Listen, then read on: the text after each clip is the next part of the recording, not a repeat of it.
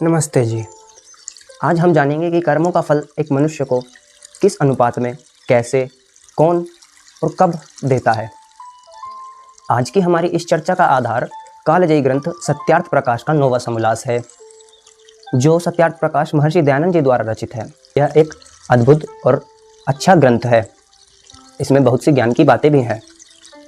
तो एक मनुष्य को उसके किए कर्मों का फल किस अनुपात में, कैसे, कब और कहाँ और कौन देता है, आज हम यही जानेंगे। कर्मों का फल हमें ईश्वर देते हैं और ईश्वर हमें उन्हीं कर्मों का फल देते हैं जिन कर्मों का फल या जिन कामों का फल हमें हमारे माता पिता, गुरुजन, आचार्य व हमारा समाज या अन्य लोग नहीं दे पाते। उन्हीं कर्मों का फल हमें ईश्वर देते हैं। किसी भी चीज़ को या फिर किसी भी खेल को जानने से पहले हमें उससे पूर्व उसके नियमों को जान लेना चाहिए। तो आज की चर्चा में हम कर्मों के फल नामक खेल को खेलने से पहले इसके नियमों के बारे में जान लेते हैं। आइए जाने वे नियम कौन कौन से हैं। पहला नियम क्या कहता है? और पहला नियम कहता है कि यदि कोई व्यक्ति अपने जीवन में 50% अच्छे काम करे और 50% बुरे काम करे तो उसे कौन सा जन्म मिलेगा? जी हाँ, कौन सा जन्म मिलेगा उसे? यदि अगर वह व्यक्ति अपने जीवन में 50% अच्छे काम करता है और 50% बुरे काम करता है तो उसे 4th क्लास फैमिली में जन्म मिलता है। जी हाँ, साधारण मनुष्य परिवार में उसे जन्म मिलता है। अब आप कहेंगे साधारण मनुष्य परिवार कौन सा?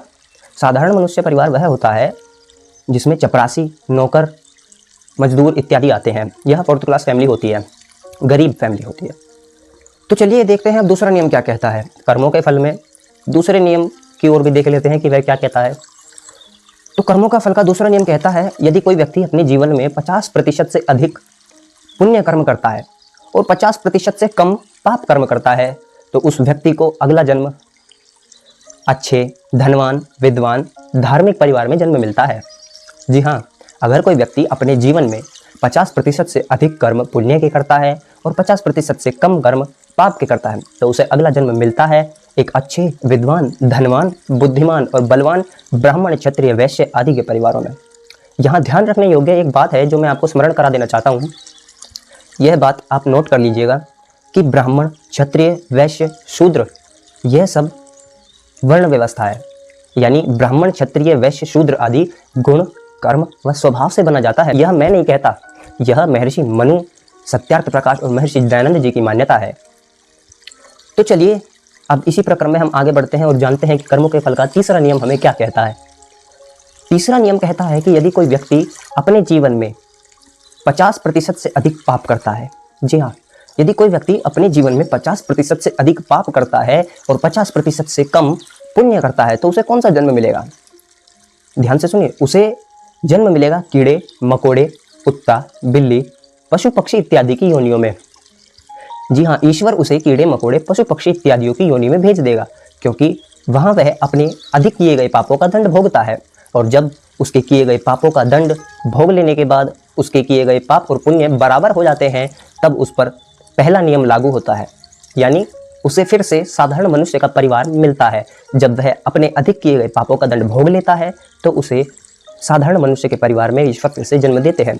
और अगर वह वहाँ फिर से पुण्य कर्म अधिक करता है, यानी साधारण मनुष्य परिवार में जन्म लेने के बाद अगर वह पुण्य कर्म अधिक करता है, अच्छे काम करता है तो उस पर फिर दूसरा नियम लागू होता है। और दूसरा नियम आप जानते ही हैं, उसके लिए फिर एक अच्छे परिवार की व्यवस्था करता है ताकि जिससे उसे अगला जन्म एक अच्छे, धनवान, बलवान, बुद्धिमान और धार्मिक परिवार में जन्म मिल सके। तो आइए हम इस सारे सिद्धांत को एक उदाहरण के द्वारा समझ सकते हैं। मान लीजिए कि एक व्यक्ति ने अपने जीवन में 60% पुण्य कर्म किए और 40% पाप कर्म किए तो उसके 20% पुण्य कर्म अधिक है। यह तो बात ठीक है कि उसे धार्मिक, विद्वान और बलवान, बुद्धिमान, क्षत्रिय, ब्राह्मण, वैश्य आदि के परिवार में आसानी से जन्म मिल जाएगा। यह अच्छी बात है। परंतु इसके ठीक विपरीत किसी व्यक्ति ने अपने जीवन में 60% पाप किए और मान लीजिए 40% ही सिर्फ उन्हें पुण्य किया, तब उसे कौन सा जन्म मिलेगा?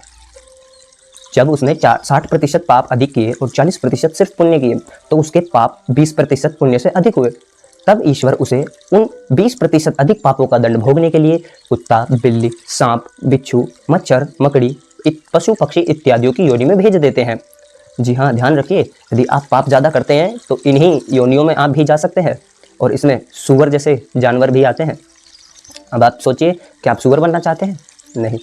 और जब वह मनुष्य अपने पापों का दंड भोग लेता है, यानी जब उसके किए गए पाप और पुण्य बराबर हो जाते हैं, यानी उसके पाप और पुण्य 40-40% बराबर हो जाते हैं, समान हो जाते हैं, तब वह मनुष्य फिर से साधारण मनुष्य के परिवार में जन्म लेता है।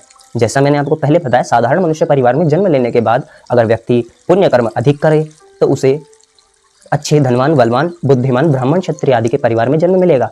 इसीलिए आप भी पुण्य कर्म करें। यह तो ईश्वर ही जानता है कि किसको कब, कहाँ और कैसा जन्म देना है। यदि आप भी अपना जन्म सुखमय, आनंदमय बनाना चाहते हैं और अगला जन्म भी एक अच्छे, धनवान, बलवान, बुद्धिमान ब्राह्मण के यहाँ पाना चाहते हैं या धारण करना चाहते हैं, तो आप पुण्य कर्म ज़्यादा किया करें, दूसरों की मदद किया करें, जिससे आपके पुण्यों की मात्रा बढ़ेगी और आपको अपना अगला आने वाला जन्म जो है एक अच्छे परिवार में मिलेगा। तो आपको मेरी बातें कैसे लगी, मेरे विचार कैसे लगे, यह कर्मों का फल का खेल क्या आपको समझ में आया? आप कौन सा जन्म पाना चाहते हैं अगले जन्म में, या अपने जीवन में कितना आनंद पाना चाहते हैं, और आप किस प्रकार के मनुष्य बनना चाहते हैं, कमेंट में ज़रूर बताइएगा। धन्यवाद। और साथ साथ हमारे चैनल को सब्सक्राइब, वीडियो को लाइक एवं शेयर जरूर कीजिएगा। धन्यवाद। नमस्ते जी।